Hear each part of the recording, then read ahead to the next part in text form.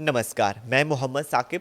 बॉलीवुड की चमचमाती दुनिया और दुनिया के नज़रों से छिपी हुई कहानी जिसके बारे में आज हम जानेंगे कि किस सितारे ने क्या किया और किसने किसका दिल तोड़ा तो किसका जुड़ गया रिश्ता, किसने कमाया नाम तो किसने खोया इनाम। चलो शुरू करते हैं। सुनील पाल ने बताया क्यों मुनव्वर फारूकी और समय रैना को आतंकवादी। जी हाँ, सुनील पाल ने समय रैना और मुनव्वर फारूकी को आतंकवादी करार दे दिया क्योंकि कॉमेडियन सुनील पाल अक्सर अपने बेबाक बयानों को लेकर चर्चा में रहते हैं।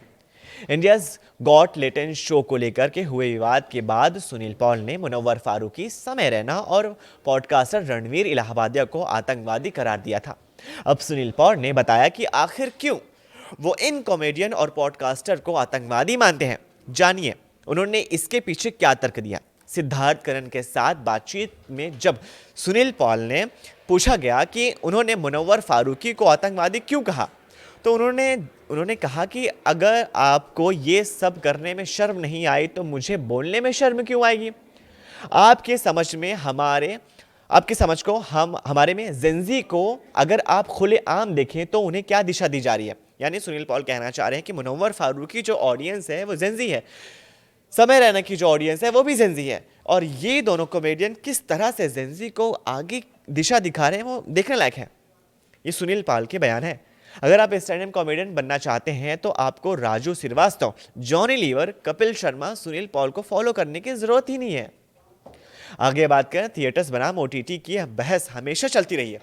अक्सर ये सवाल उठता है कि ओटीटी की आमद के बाद थिएटर्स में फिल्में देखने का चलन कम हो गया है। हाल ही में एक्टर जैकी श्रॉफ ने इस पर रिएक्शन दिया। न्यूज एजेंसी एएनआई के मुताबिक अभिनेता ने थिएटर्स के प्रति अपना प्यार जताते हुए कहा कि उन्होंने आज भी ओटीटी प्लेटफॉर्म के बजाय बड़ी स्क्रीन पर फिल्में देखना ज़्यादा पसंद है। जैकी श्रॉफ ने एएनआई को दिए एक इंटरव्यू में बड़ी स्क्रीन पर बैठने की क्षमता कम होने की वजह से थिएटर में दर्शकों की संख्या में आई कमी की बात की। हालांकि इस बीच एक्टर ने देश में मौजूद कुछ उन मशहूर थिएटर का उदाहरण दिया जो बड़ी स्क्रीन पर सिनेमा देखने वालों के हमेशा पसंद बने रहते हैं। जैकी श्रॉफ ने कहा, थिएटर ईंट और गारे का खेल बन गए हैं। वो छोटी छोटी बिल्डिंग बन गए हैं, मतलब कि अब लोग ज़्यादा हैं। यानी एक बार हम फिर बात करेंगे, जेंजी जनरेशन थिएटर को कम पसंद कर रही है और ओटीटी को ज़्यादा पसंद कर रही है, क्योंकि उसके पीछे भी एक राज है।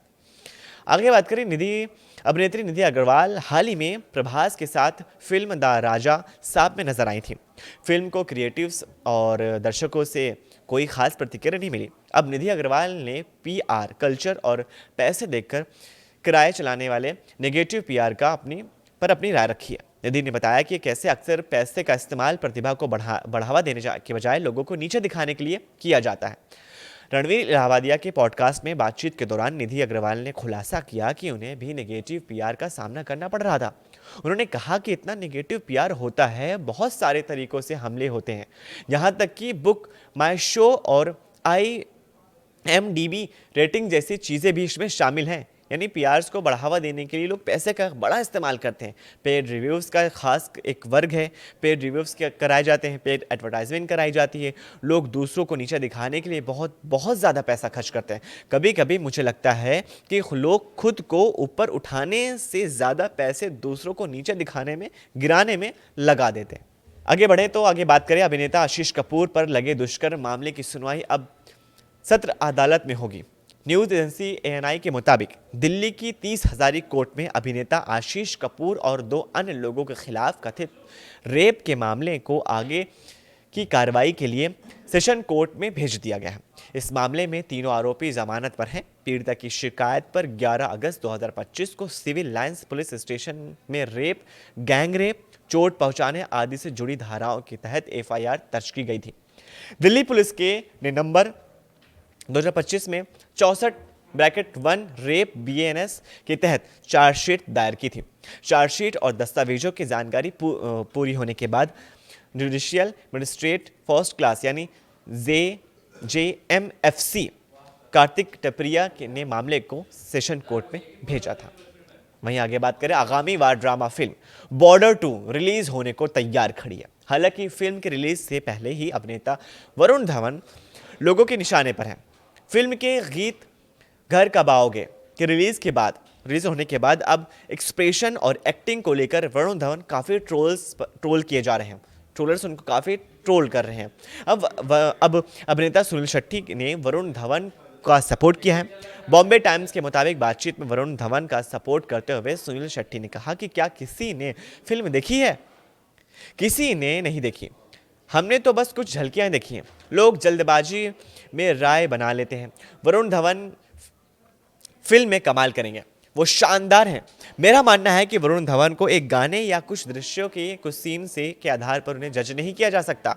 लोगों को पूरी फिल्म रिलीज होने तक का इंतजार करना चाहिए। सुनील शेट्टी ने वरुण धवन की भूमिका समझाई और ट्रोलिंग कल्चर की आलोचना की। उन्होंने कहा कि वरुण खुद का एक किरदार निभा रहे हैं।